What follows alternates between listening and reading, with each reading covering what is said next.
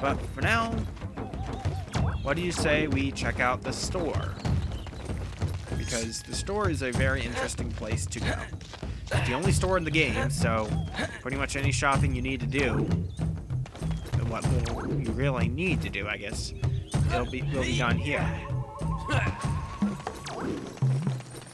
And say hello to this guy. Welcome to my store. Feel free to look at the many wonderful items within these walls. I have food, special goods, and many maps. And if you like to play games, then enter the Scarab Room. Yes. Oh, and that's the exit. Okay. Thanks.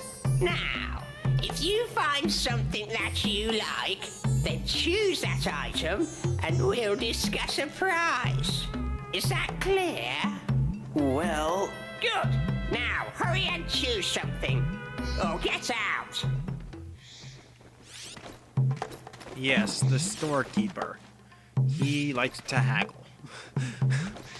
That gets into a little bit of the mechanics of things that we haven't quite gotten to yet.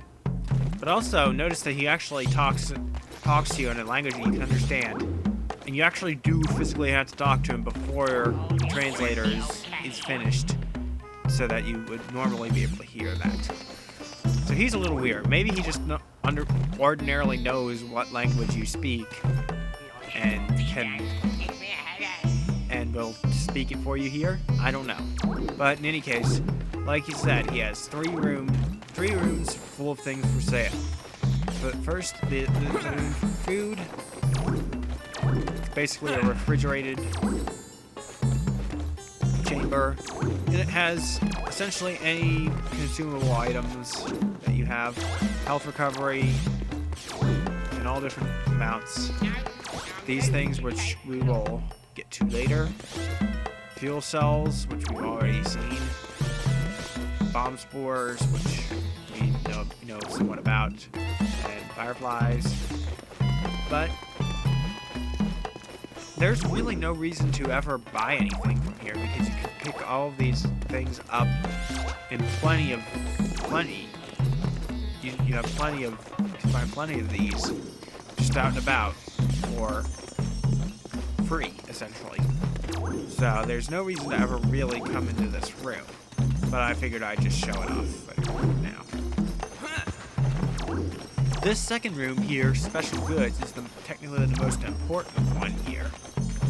There's a bunch of different things that you need to buy to enhance the plot. Other things that can be nice to buy because they increase your abilities or whatever somewhat.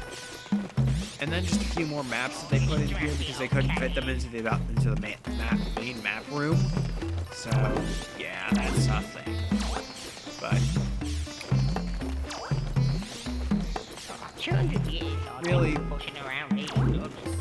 really, we don't have to buy anything from here yet. So let's go on and check out this third room, which is where he puts most of his maps. And as you can see here, there's a lot of maps. And a back room, which doesn't really seem to have much, but there's something maybe we can do here, and it looks like there's more to this place up there on the upper floor. Perhaps. Well, we'll see about that later. But for now, there's some maps of places. And well, let me explain how the buying things system here works by buying the map of where we are now, Thorntail Hollow. If you have enough scarabs to buy something, like enough on the list price, walking up to an item and pressing A will make him bring up this. You can actually adjust the price of whatever you're buying. You can actually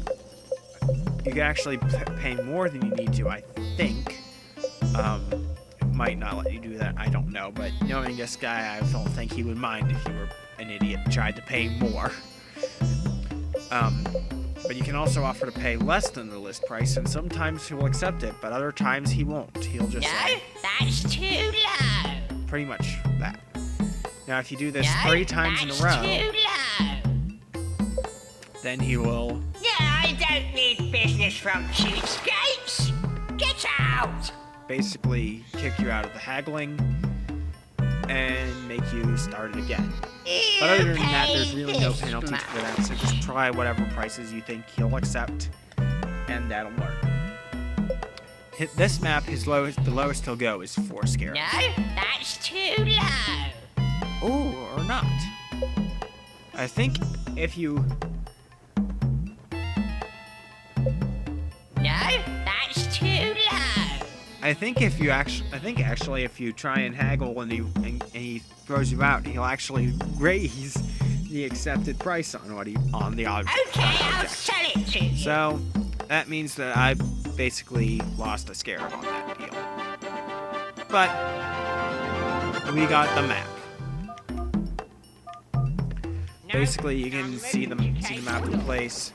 For now, we can't really do anything with that, but I'll go ahead and buy this other map here. You pay this much. This one, I think he'll accept. Okay, I'll sell That it one, to you. yeah. So.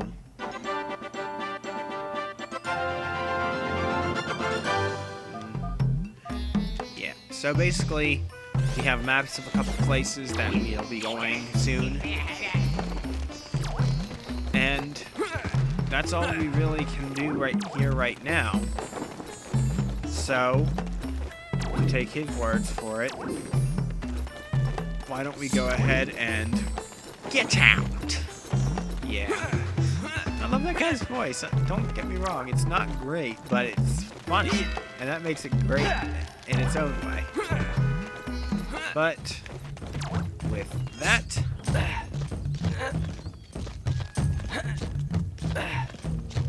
we now can move on. We can move on with things. Excuse me, sir. Thank you.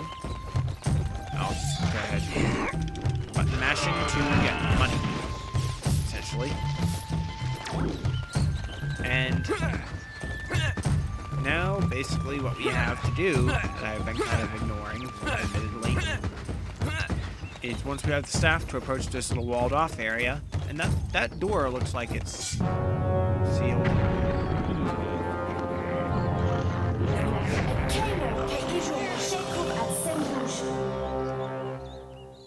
Okay, and this is how combat works. Basically, mashing the A and X buttons.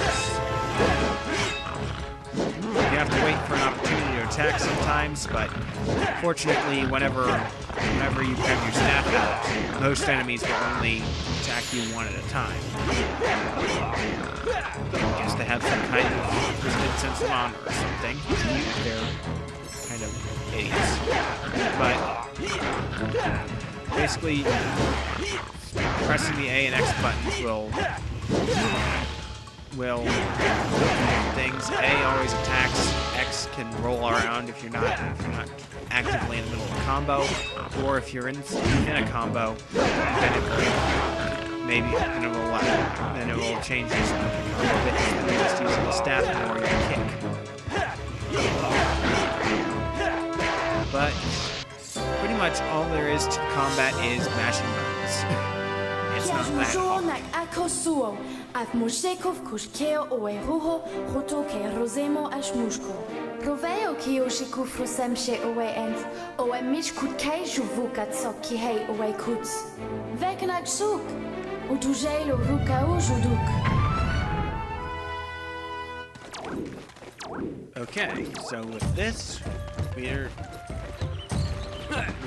opened up that cave somehow. No, I didn't mean to hit the C stick. That my thumb just kind of bumped that. If you chop down these magic plants, you will basically pick up crystals, which, yeah, this scene will play over and over again, and it will get slightly annoying. Especially in some parts of the game where it shows up very often. Oh, and the map is like this. so that's a thing. But there's this tree that we opened up here, and our staff is glowing green, and that rock is vibrating somehow. I have a feeling that if I was using a wired controller and not a Wavebird, then it would probably be also rumbling on the controller too.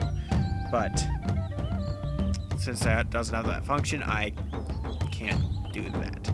But at any rate, we can lift the rock with A button, and a shiny green hole appears.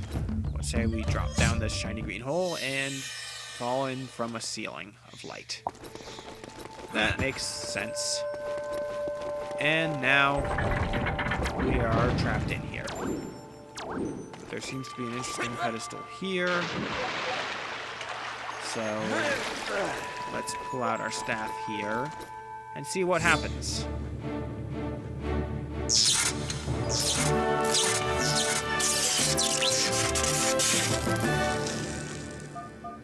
You have collected your first staff upgrade, the Fire Blaster. So essentially you can fire things from a distance in a way that won't blow up the planet like Pepper was just telling you to. Because it's basically just shooting small bits of fire. And I didn't mean to pause, but that's what that looks like. What I meant to do was to close the scene menu, and this shows what these different things are. Your red menu is for various items that you just carry with you. Your yellow is for your staff powers, and blue, we'll get to that at some point soon. But for now, you can actually assign any of these to the Y button. What you're most likely going to be using this for, though, is for one of your staff powers, most likely the Fire Blaster, and maybe a few others once you get those. But once you get that, you can just pull that out with the Y button, and you can fire blast at these switches from a long range, and do things like open that gate to get back out. That's a really useful ability. You'll be using this one quite often, so that's why I tend to keep it on the Y button for the most part. And pressing A will let you rise back up out of the hole again somehow. I don't really care about the particular logic of things here. I'm just playing the game. These things are annoying, by the way, because they basically just fly down at you. There's no really... I don't think there's any really good way to avoid them, because they always seem to hit me no matter what. They're kind of annoying. So let's chop down some fruits. Is that all that tree had? Fine, I'll go over here to this one. Wow, that's a really small fruit, but it heals the same amount as the rest of them. Somehow. But now with this, we can do something about that switch, which might do something about that door. So let's pull this out, fire the switch, and it does indeed open that door. Could this be where the Queen Earthwalker is? We will find out next time on Star Fox Adventures. Yes, I did this cliffhanger last time, and I'm doing it again this time because I actually have footage from here on out. Yes, technical difficulties are a thing that happen. So, with that, this has been Somni Respiratory Flux, and I will see you next time.